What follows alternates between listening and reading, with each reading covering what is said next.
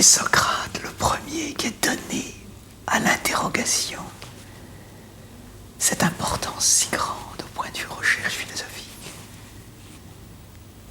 en nous faisant comprendre que la plupart du temps nous vivons sur de l'acquis. Et quand on vit sur l'acquis, on répète et on ne progresse pas. Par l'interrogation, au moins, on essaie de pouvoir progresser. On n'accepte pas l'acquis directement comme acquis. On veut découvrir plus. On veut rénover dans cette découverte. Et il ne faut jamais oublier cette phrase de Merleau-Ponty, que je trouve si forte. L'idéaliste n'interroge plus. Et c'est très vrai que dans la mesure où je commence par mes propres idées, je n'interroge plus, puisque je n'ai qu'un seul désir, c'est de développer ma propre idée et de la développer dans un processus interne, immanent. C'est vraiment la réalité qui me fait interroger. Et à ce point de vue-là, je comprends ce primat de la réalité par rapport à la connaissance, que c'est cette réalité que je cherche. Et d'une certaine manière, c'est la réalité elle-même qui me conduit. Je peux avoir des idées a priori, mais ces idées a priori sont toujours très dangereuses. Et c'est dans ce sens-là qu'il faut une purification interne, profonde, de recherche, de vérité, au-delà de tout ce que je peux connaître. Une vérité qui est ce contact avec la réalité, qui est ce contact avec l'homme tel qu'il existe, l'homme concret, l'homme dans toute sa richesse. C'est cette réalité que je recherche quand j'interroge. L'interrogation est donc un moment de la vie de l'intelligence extrêmement important auquel il faut pratiquement tout le temps revenir. Si on veut garder une recherche philosophique vivante et qui progresse, je ne dis pas qu'elle remet tout en cause, ce ne serait pas juste. Dans l'interrogation, on accepte un certain acquis, mais on va aller plus loin. Et on veut tout le temps reprendre, et dans la mesure même où on découvre quelque chose de nouveau, l'acquis précédent va être comme relativisé vis-à-vis de quelque chose que nous découvrons et qui va plus loin. Comment l'intelligence interroge, c'est-à-dire au fond, quand l'intelligence interroge, est-ce que l'intelligence interroge toujours de la même façon? C'était cette question que nous avions déjà posée. Ici, je vais m'appuyer sur Aristote, c'est-à-dire je fais attention à ce qu'il a dit, parce que je crois qu'il a donné là quelque chose d'extrêmement intéressant et important, et qui demeure encore aujourd'hui. Pour Aristote, il y a 4 grandes interrogations. En plus, il y en aura une 5e. Et il y en aura même une 6e.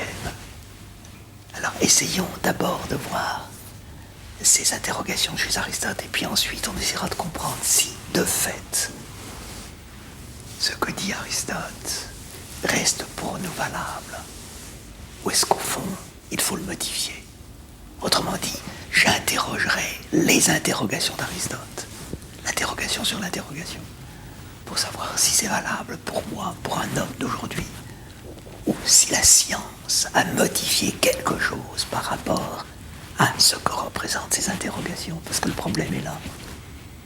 Le scientifique n'interroge pas de la même façon que le philosophe.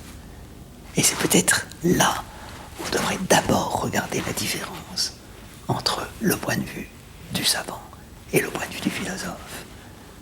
Parce que là, on est devant un domaine extrêmement précis.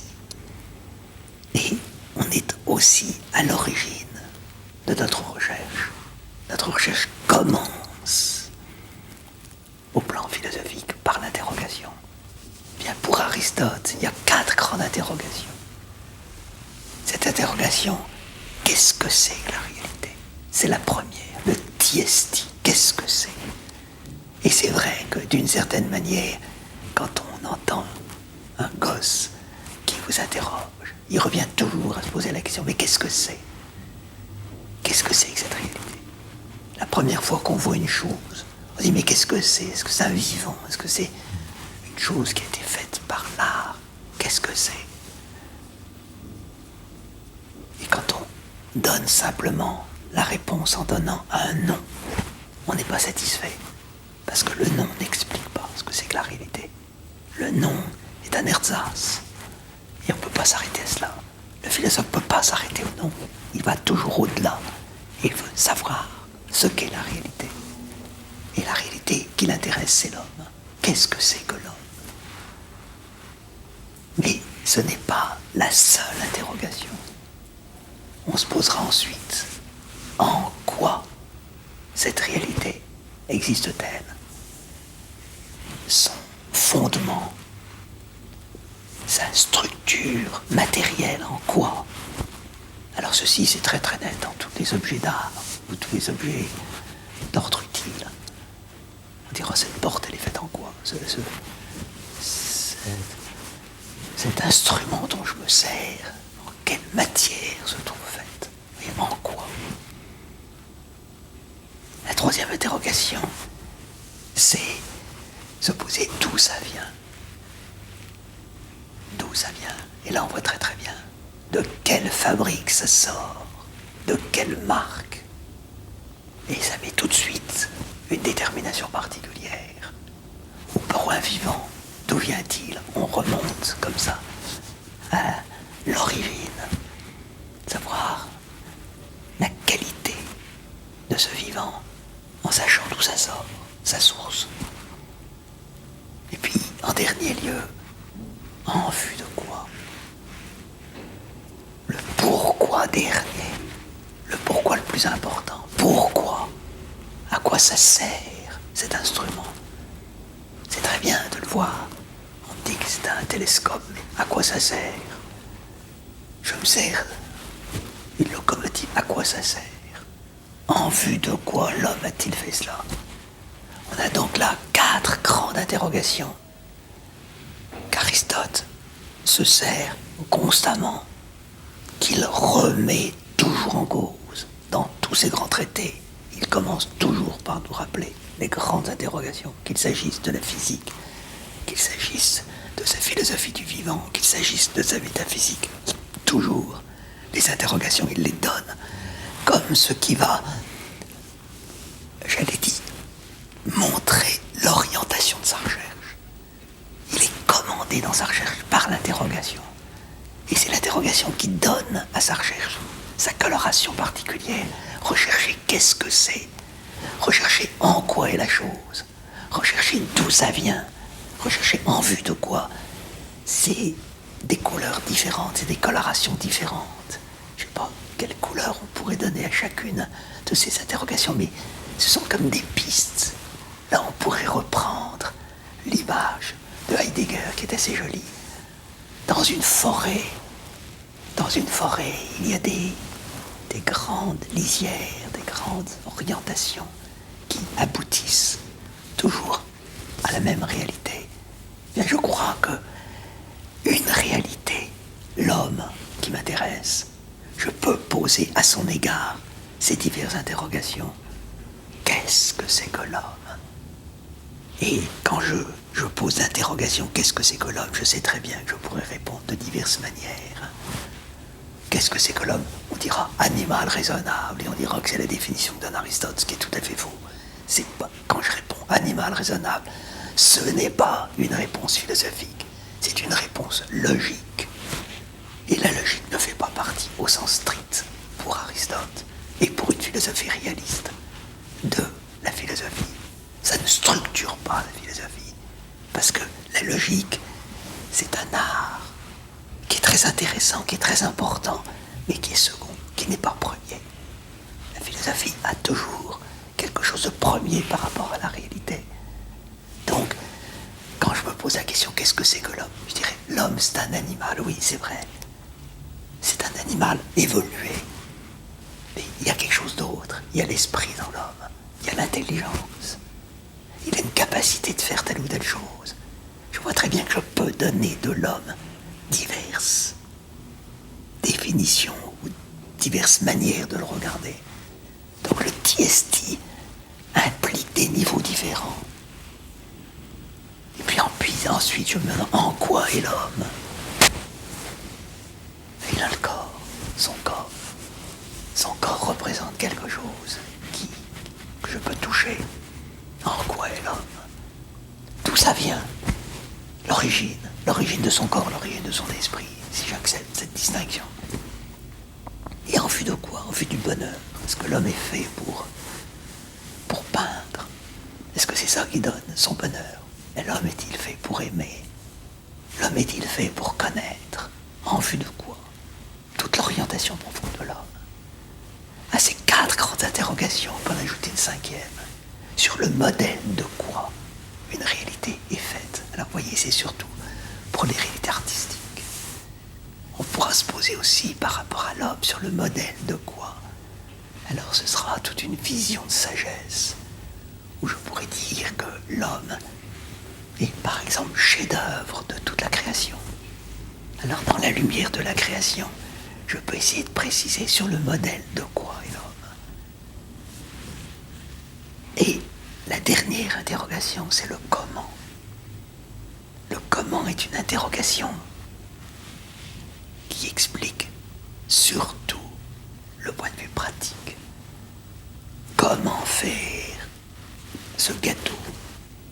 Comment réaliser cette chaise? Comment réaliser tel ou tel objet d'art? C'est curieux. Auguste Comte, donc tout proche de nous, dit qu'il y a 2 grands types d'interrogations. Vous voyez que déjà c'est une simplification par rapport à Aristote. Et Auguste Comte affirme ça avec beaucoup de force. 2 types d'interrogations.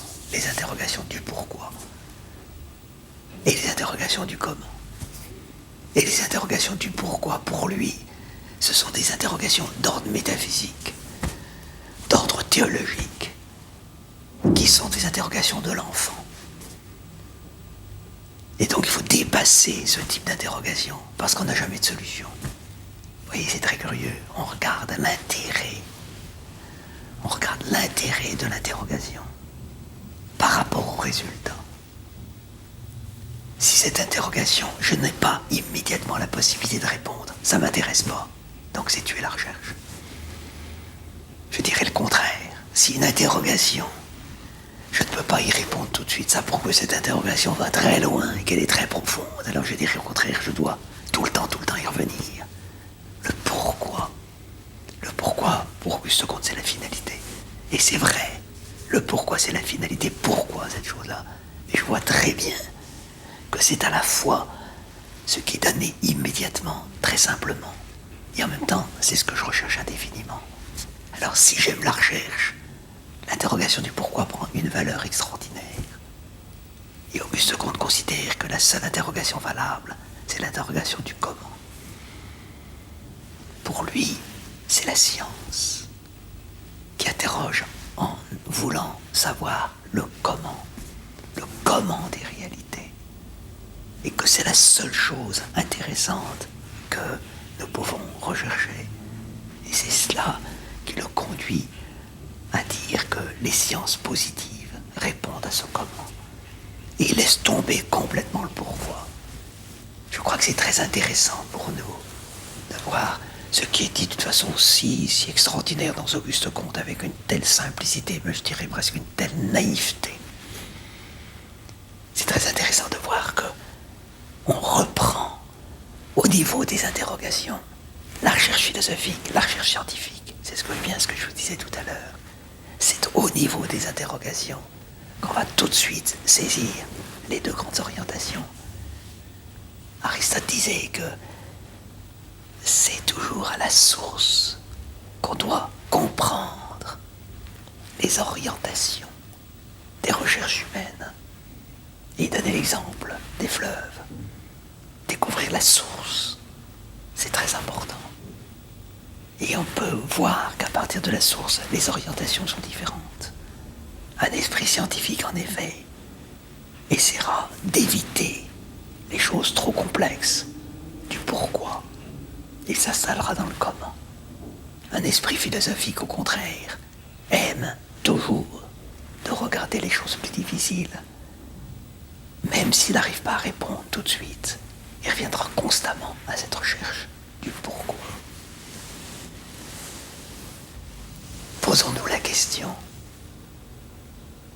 comment Aristote, et c'est la question du comment Aristote est-il arrivé à ces 4 ou ces 5 interrogations? C'est quand même très curieux.